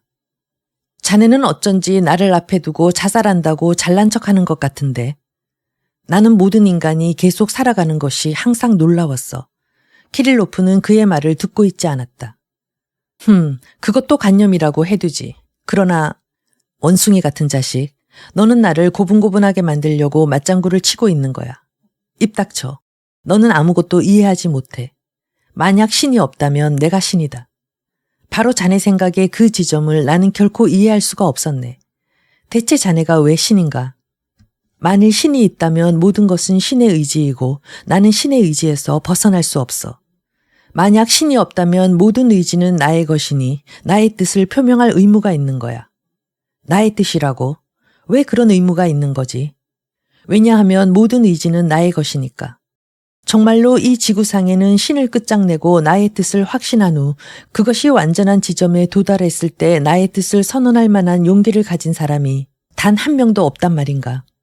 이것은 마치 가난한 사람이 유산을 받고 너무 놀라서 스스로 그것을 소유할 힘이 없다고 생각해 돈자루에 감히 다가가지 못하는 것과 같은 거야. 나는 나의 뜻을 표명하고 싶어. 나 혼자라 하더라도 나는 할 거야. 그럼 하게. 나는 자살할 의무가 있어.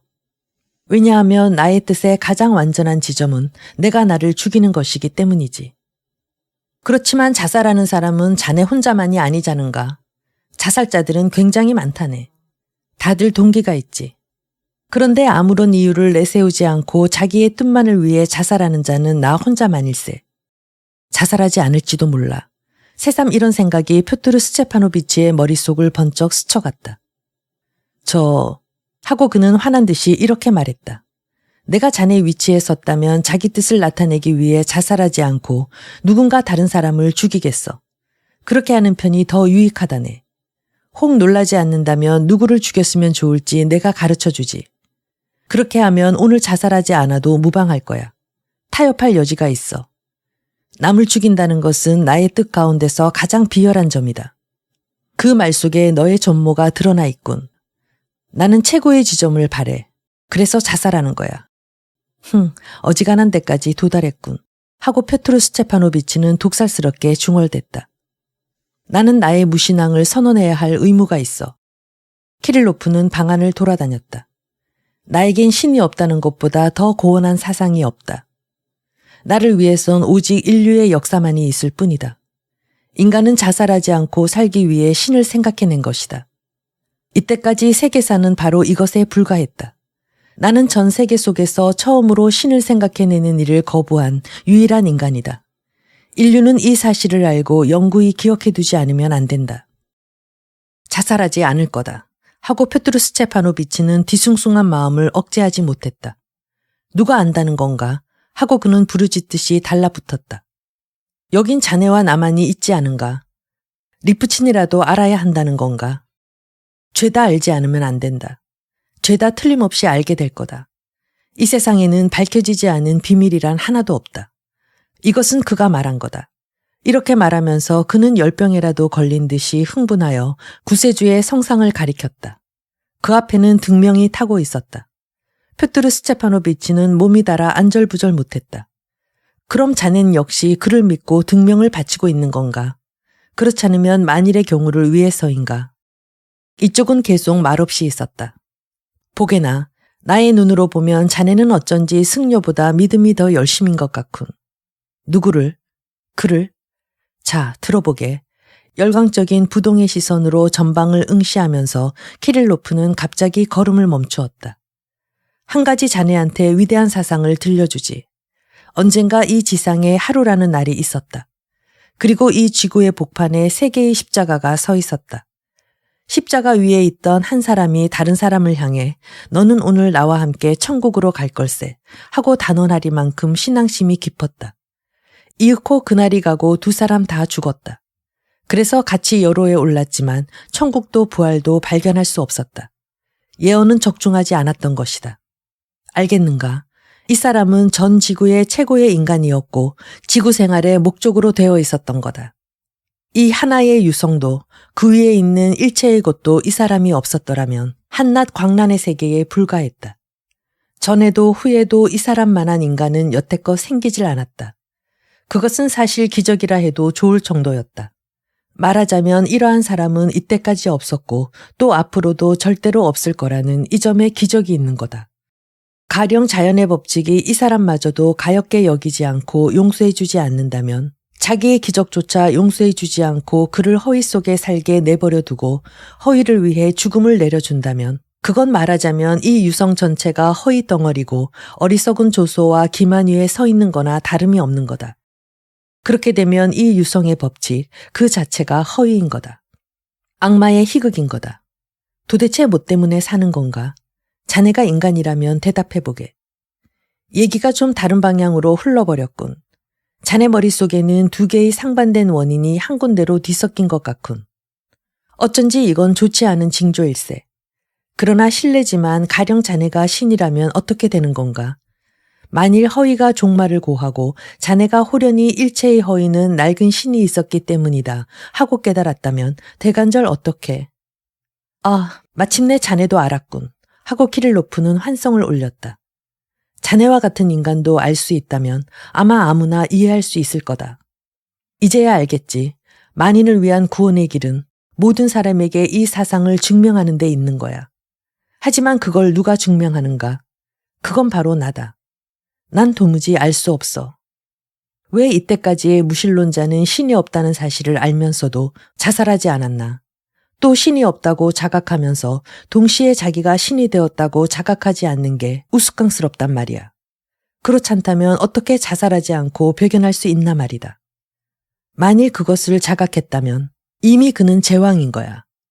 이젠 자살하지 않고도 최고의 영예 속에 살 수 있는 거야. 그러나 단 한 사람, 최초의 그것을 자각한 자가 반드시 자살해야 한다. 그렇지 않고서야 누가 시작하고 누가 증명한단 말인가.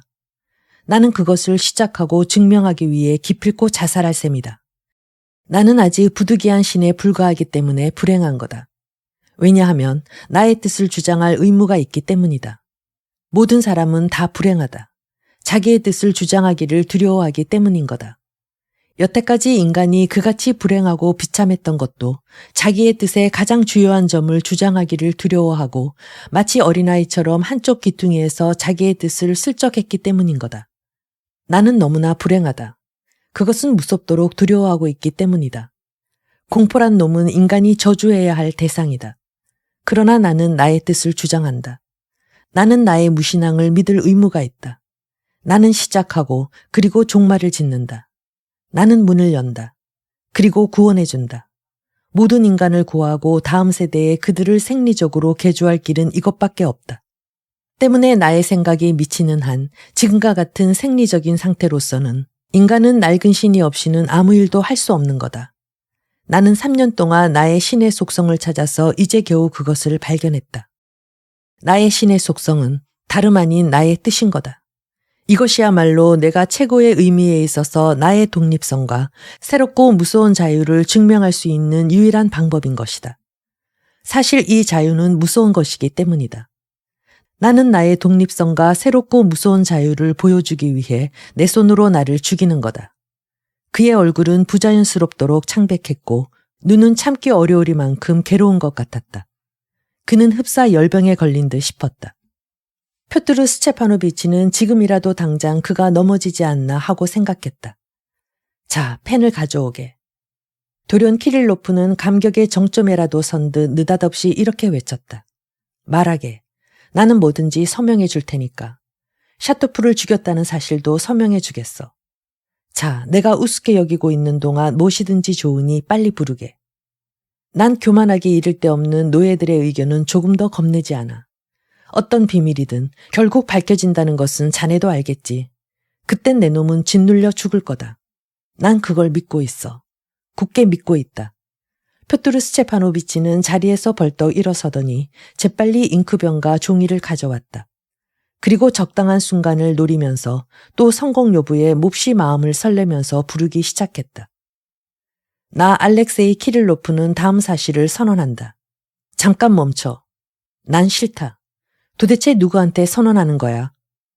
키릴로프는 열병이라도 앓고 있는 듯 몸을 부르르 떨고 있었다.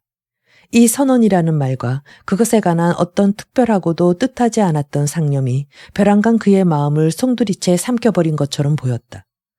그것은 괴로움에 지쳐버린 그의 혼이 비록 일순간이나마 저돌적으로 달라붙어버린 인류의 강명이었다.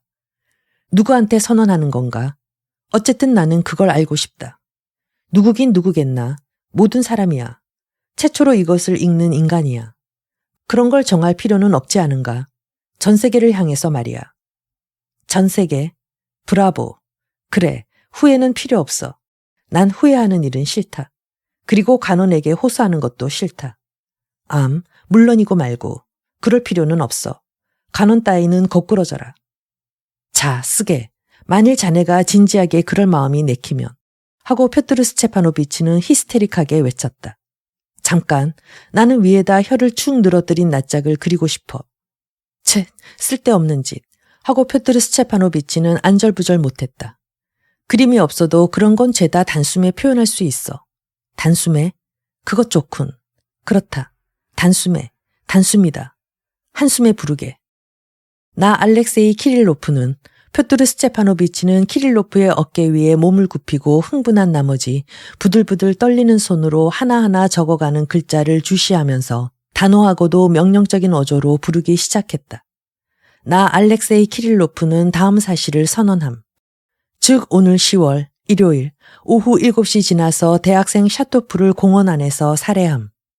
그 원인은 그가 변절하고 우리 두 사람이 거주하는 필리포프네 집에 열흘간 체제 숙박하던 페지카와 경문에 관한 일을 밀고 하려 했기 때문임. 더욱이 오늘 밤 내가 자살하려 함은 후회나 공포 때문이 아니라 이미 외국에 체류했을 적부터 자기 생명을 끊어버리려는 의지를 가졌기 때문임. 겨우 그것뿐인가?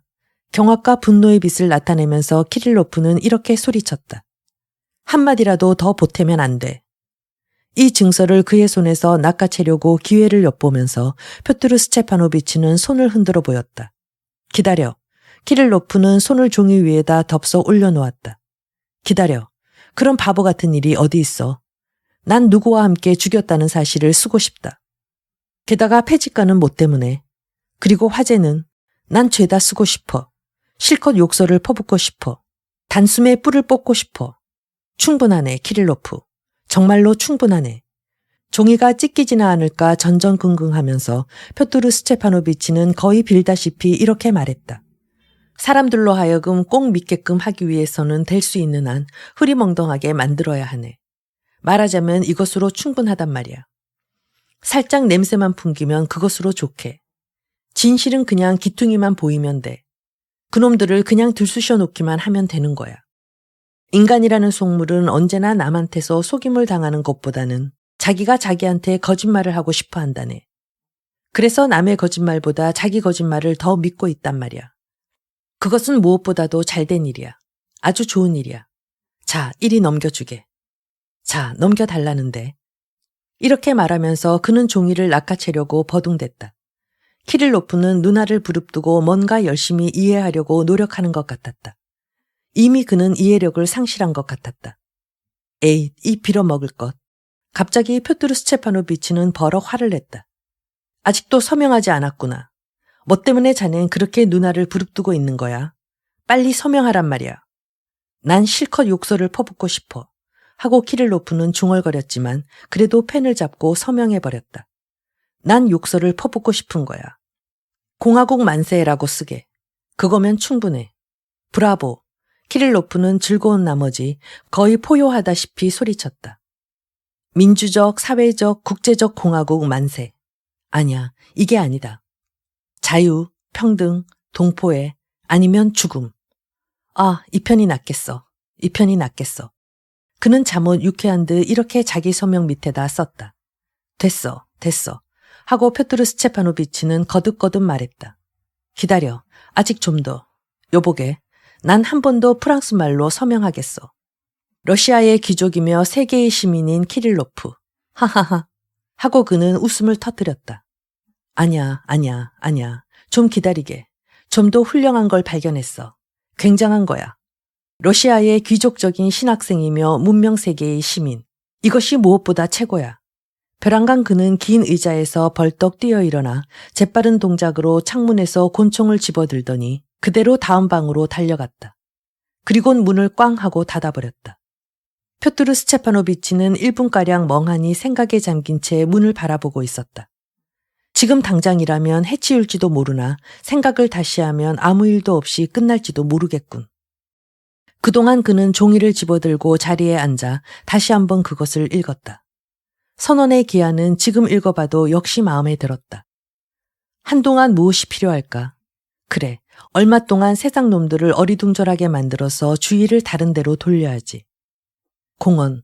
그러나 이 마을에 공원이 없으니까 결국 스쿠보레신이 끄라고 눈치채겠지. 이렇게 눈치챌 때까진 꽤 시일이 걸린다. 그리고 수색하고 또 시일이 경과될 거다. 그러는 중에 마침내 시체를 발견한다. 그러고 보면 과연 사실이구나 하고 인식하게 된다. 결국 이것저것 할 것 없이 모든 게 사실이고 게다가 폐지가에 대해서도 마찬가지로 생각한다. 그런데 폐지가란 놈은 폐지가는 화재의 진범이고 레바드킨 사건의 진범인 거다. 아, 그러고 보면 모든 게 필립 호픈의 집에서 나온 거다. 그런 걸 모르고 아무것도 눈치채지 못하고 죄다 놓쳐버린 거로군. 이렇게 되면 놈들의 눈알이 빙글빙글 돌아버리게 마련이지. 동지들의 일은 아예 생각도 못할 거다.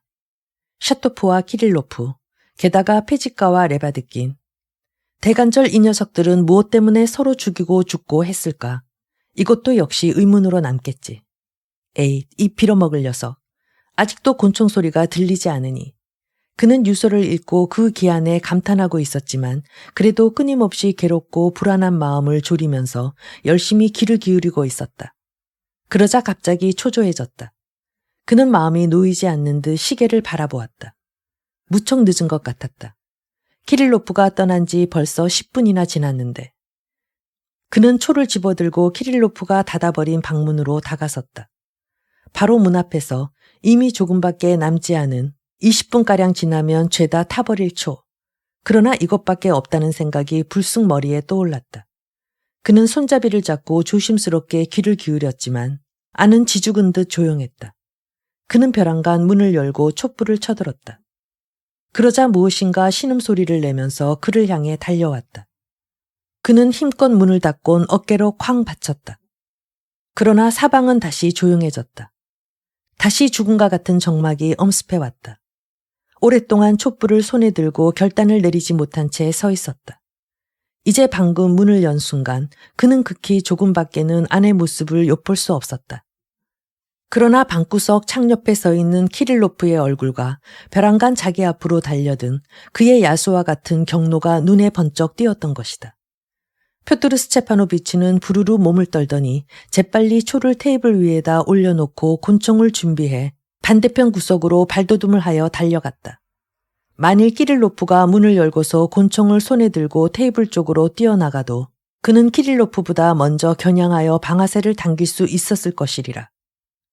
이젠 표트르 스테파노비치는 전혀 자살을 믿으려 하지 않았던 게 아닌가. 방 한복판에 서서 생각하고 있겠지. 이러한 상상이 마치 회오리처럼 표트르 스테파노비치의 내리를 휘몰아쳤다. 게다가 캄캄하고 무섭기 이를 데 없는 방. 그 녀석이 신음소리를 내며 달려왔지만 거기에는 두 가지 가능성이 내포되어 있다.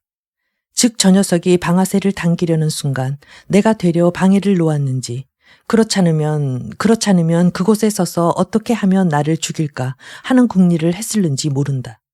그렇다. 틀림없이 그렇게 생각했을 것이다.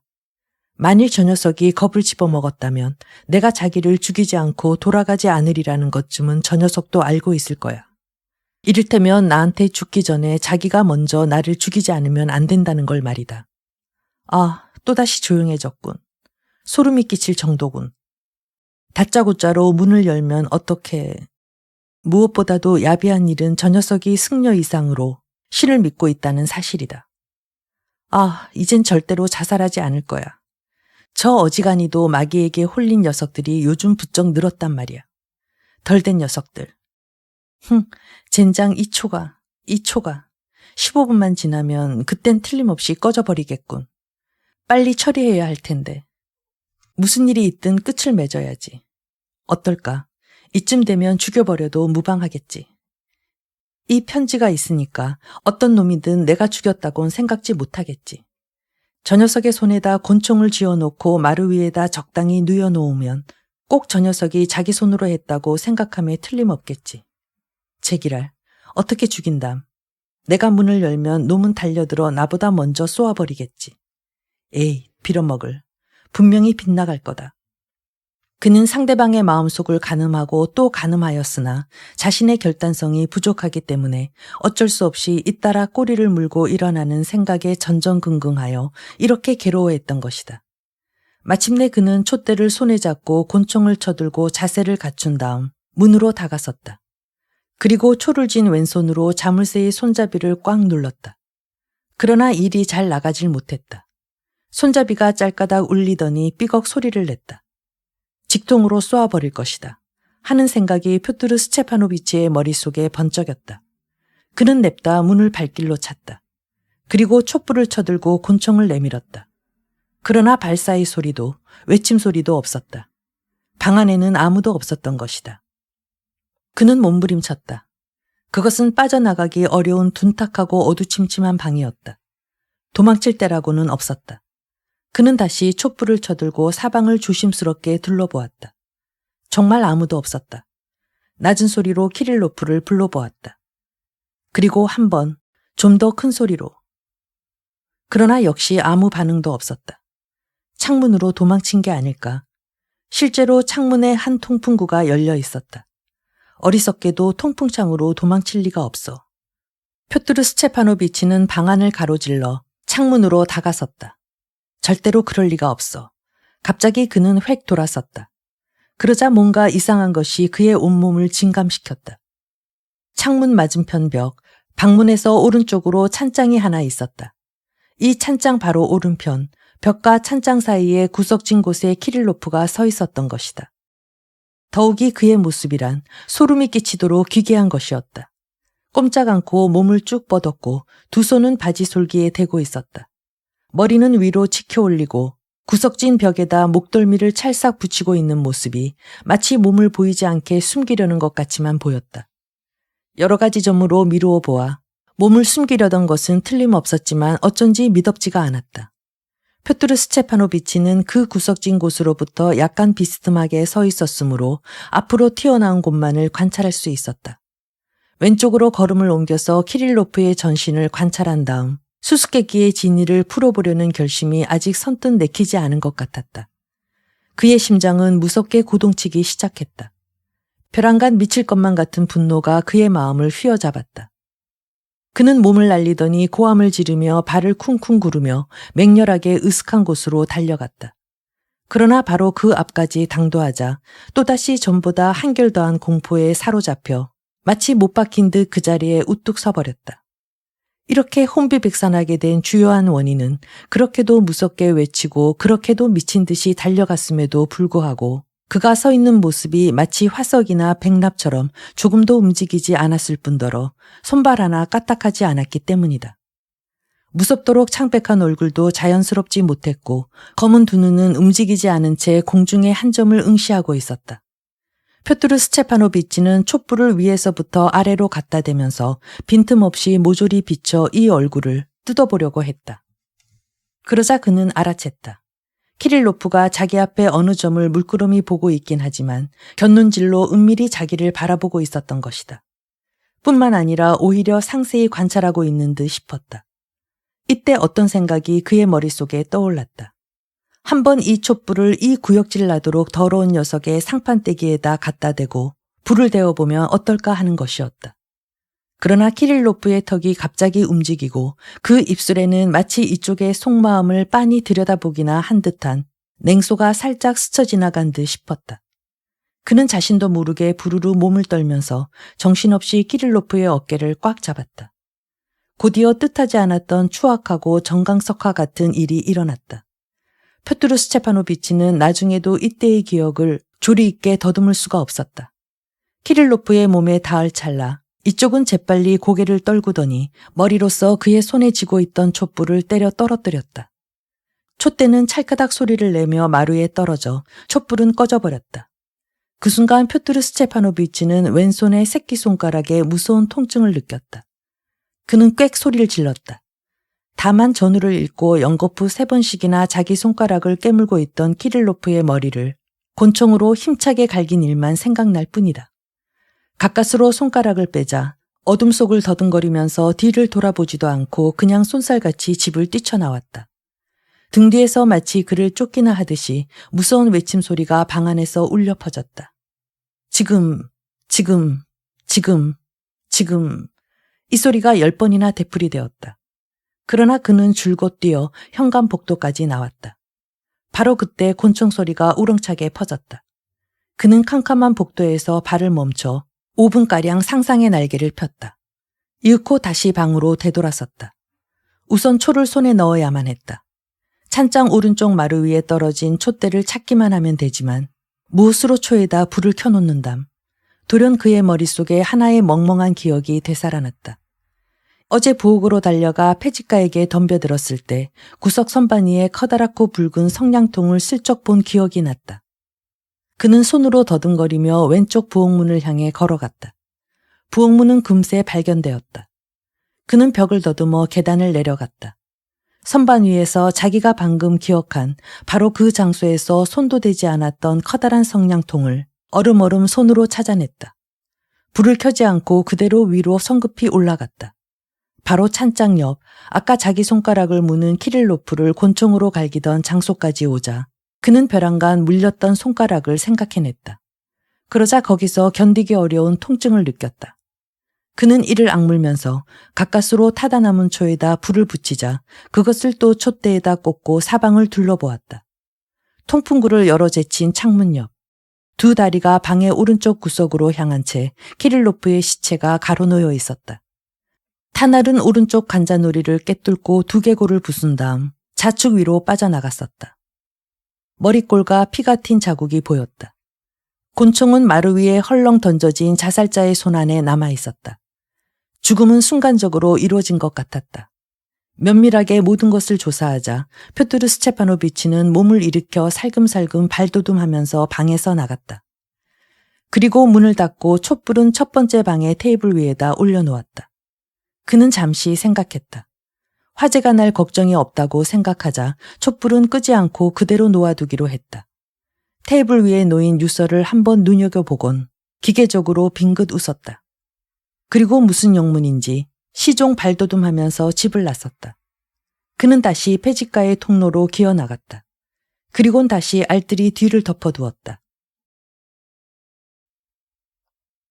3.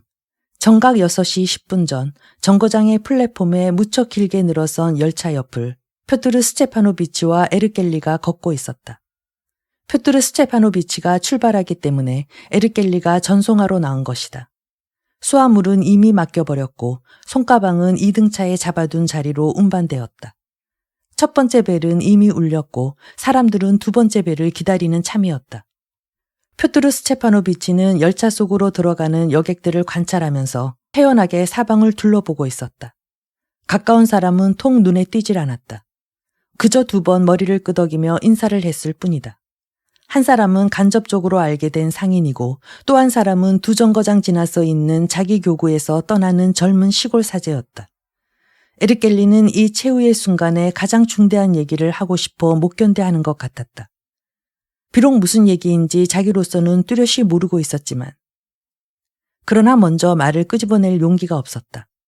그는 어쩐지 표트르 스테파노비치가 자기한테 무거운 짐을 느껴 빨리 마지막 벨이 울렸으면 하고 안타깝게 기다리는 것 같이 느껴졌다. 당신은 너무나 태연하게 남들의 얼굴을 보고 있어요. 그는 상대방에게 경계라도 주고 싶은 듯 다소 소심한 어조로 이렇게 지적했다. 왜 그러면 안 되는 거지? 난 아직 숨을 필요가 없다네. 숨기엔 좀 빨라. 걱정 말게. 난 저 리프친 녀석이 오지 않을까. 그것만 두려워하고 있다네. 냄새를 맡고 달려올지 모르니까. 표트르 스테파노비치, 그들한텐 희망을 걸 수 없어요. 단호한 어조로 에르켈리가 말했다. 리프친 말인가? 모두예요, 표트르 스테파노비치. 실없는 소리. 지금 저 친구들은 어제 일로 해서 모두 묶여 있단 말이야. 한 사람이라도 배반할 수 없게 돼 있어. 이성을 잃지 않는 한 누가 빤히 보이는 멸망의 구렁텅이로 일부러 찾아든단 말인가. 표트르 스테파노비치, 그 친구들은 모두 이성을 잃었습니다. 아마 이러한 상념이 이미 표트르 스테파노비치의 마음속에 떠올랐던 것 같아. 그렇기 때문에 에르켈리의 의견이 한층 더 그에게 화를 돋워 주었다. 에르켈리, 자네마저 겁을 내면 어떻게 하지? 나는 저 녀석들을 한 군데 묶은 것보다 오히려 자네 하나에 더 기대를 걸고 있다네. 나는 각자가 어느 만큼한 값어치를 가지고 있는지 이제 완전히 파악했어. 자네는 오늘 당장 저 녀석들한테 구두로서 모든 걸 보고하게. 난 그 녀석들을 전적으로 자네한테 일임하네. 아침에 한 바퀴 삥 돌게. 내 훈령은 내일 아니면 모레 모두가 들을 수 있을 정도로 침착해졌을 때 어디다 모아놓고 들려주겠어. 그러나 확신해 두지만 저 녀석들은 내일이면 어느 정도 침착해질 걸세. 인간이란 무섭게 겁을 집어먹으면 마치 납처럼 종순해지기 마련이니까. 하지만 첫째로 자네부터 기운을 내줘야겠어. 아, 표트르 스체바노비치, 당신이 떠나지 않았으면 좋을 텐데. 뭐 기껏 2, 3일 동안이야. 곧 돌아올게. 곧 돌아오네. 표트르 스체파노비치, 조심스럽게 그러나 단호한 어조로 에르켈리는 입을 열었다. 당신이 빼제르부르크로 가신다 해도 괜찮습니다. 난 다 이해하고 있습니다. 당신은 공동의 사업을 위해 필요한 일을 하지 않으면 안 될 테니까요. 난 그 이하의 호의를 자네로부터 기대하지 않았다네. 에르켈리. 가령 빼제르부르크로 간다는 걸 짐작하고 있었더라면 그날 밤 그 순간에 모두들 놀라게 하지 않기 위해서도 이런 긴 여행을 한다는 소리를 못했을 거라는 것 좀 자네도 이해하리라 생각하네. 그 녀석들이 대개 어떻다는 걸 자네도 보아서 알고 있지 않나. 그러나 난 일 때문에, 극히 중요한 공동의 일 때문에 떠나는 것이니 소위 리프친 녀석이 상상하듯 몰래 빠져나가는 것은 아니야. 자네도 이것을 이해할 수 있겠지. 표트르 스체파노비치, 가령 당신이 외국에 계신다 해도 난 충분히 이해합니다. 당신은 당신의 한 몸을 지킬 필요가 있습니다. 왜냐하면 당신은 전부이고 우린 아무것도 아니기 때문입니다. 나는 다 이해하고 있습니다. 표트르 스체파노비치. 가련한 소녀는 목소리마저 떨고 있었다. 고맙네, 에르켈리. 아, 자넨 내 아픈 손가락을 건드렸어. 에르켈리는 서툴게 그의 손을 잡았던 것이다. 아픈 손가락은 맵시 있게 검은 명주천으로 묶여 있었다. 아무튼 난 자네한테 명확히 다시 한번 말해두지만 내가 빼제르부르크로 가는 목적은 오직 상황을 엿보기 위해 가는 것이고 하루만 머물고 다시 이곳으로 되돌아올 작정이야. 돌아오면 난 세상 사람들의 눈을 속이기 위해 시골에 있는 가가노프 집에서 정주하려고 마음먹고 있네. 만일 저 친구들이 뭔가 위험을 느낀다면 나는 제일 먼저 달려가서 그것을 함께 나눌 각오를 갖고 있네. 가령 빼제르부르크에서 머물고 있는 시간이 연장될 것 같으면 난 즉시 바로 다 아는 방법으로 자네한테 연락하겠어. 그러면 자넨 저 친구들에게 전해줘야겠어. 두 번째 벨이 울렸다. 발차 시간까지 겨우 5분이 남았군. 난 말이야, 이곳의 동지들이 서로 흩어져 갈라지는 걸 바라질 않네. 그렇다고 난 조금 더 겁내지 않아. 제발 나의 일일랑 걱정 말게.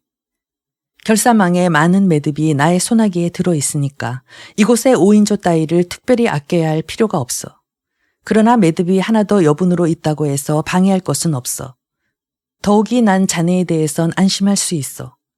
저 반편이 같은 녀석들 옆에 자네 혼자만 두고 가긴 하지만 걱정할 것 없어. 저 녀석들은 절대로 밀고 하지는 않아. 그럴 용기조차 없어. 아니, 당신도 오늘. 갑자기 그는 인사를 하려고 유쾌하게 다가서는 극히 젊은 사나이를 향해 전혀 다른 상쾌한 목소리로 외쳤다. 당신도 역시 급행으로 떠나리라고는 미처 몰랐군요. 어디, 어머니한테로? 이 청년의 어머니는 이웃현에서 손꼽히는 여지주이고 청년은 율리아 미하일로브나 부인의 먼 친척벌이 되는 사람으로 약 2주일 동안 이 마을에 머물고 있었던 것이다. 아니요, 나는 좀 더 멀리까지 갑니다. 8시간이나 기차 속에 앉아 있어야만 되죠. 그런데 빼제르부르크로 가시는 거죠? 하고 청년은 웃었다.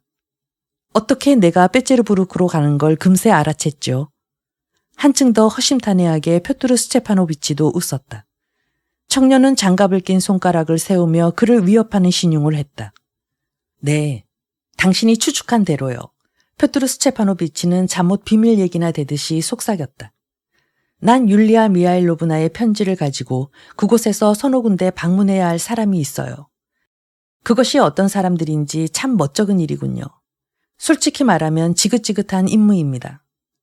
그런데 말이요, 대간절 그 여잔 뭐 때문에 그렇게 두려워하고 있을까요? 하고 청년도 역시 속삭였다. 어제 그 여잔 나까지도 자기 방에 들어오지 못하도록 했어요. 내 생각으론 그렇게 남편 일을 걱정할 필요가 없을 것 같아요. 뿐만 아니라 그분은 훌륭하게 화재 현장에서 쓰러졌지 않아요. 이른바 생명까지도 희생하면서 말이죠. 그건 말이요. 하고 표트르 스테파노비치는 웃었다. 그 여자는 여기서 누가 편지를 띄우지 않았을까 하고 그걸 두려워하고 있는 거요. 말하자면 어떤 사람들이 한마디로 말해서 스타브루긴이죠. 아니, 오히려 K 공작이 주된 인물일 거요. 아무튼 여긴 복잡한 사연들이 있어요. 어쩌면 가는 도중 당신한테 이것저것 얘기하게 될지 모르죠. 물론 기사도가 허용하는 범위 내에서. 이 사람은 군에서 온 나의 친척으로 소이보 에르켈리입니다. 지금까지 에르켈리를 곁눈질하며 보고 있던 청년이 잠시 모자에 손을 갖다 댔다. 에르켈리는 거수경례를 했다. 참, 베르호벤스키, 열차 속에서 8시간 보내자면 그건 정말 고역입니다. 그래서 실은 나와 함께 베르스토프란 정말로 재미있는 대룡이 1등차로 가게 되었어요. 이웃 영지의 지주로서 가린가 출신의 아내를 두고 있죠. 아주 집안이 좋아요. 게다가 자기 나름의 사상도 갖고 있어요. 이 마을에서 겨우 이틀 밤만 묵고 있었어요. 예랄라 씨를 무척 좋아하는데 한번 겨누어 보지 않겠어요? 또 한 사람의 상대자를 벌써 물색해 두었어요.